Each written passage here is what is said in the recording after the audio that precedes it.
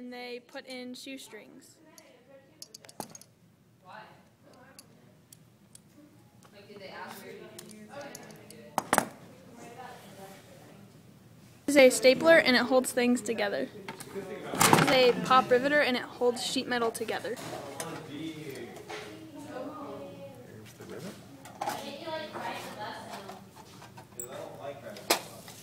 You gotta keep that pressure. This is used to put in grommets, which are used in tents. This is a caulk gun, C-A-U-L-K. It's not working right now, but it squirts out caulk and holds stuff together. Tap, and it cuts internal threads. And this is a die, and it cuts the external threads. This is a fob, and it splices a rope.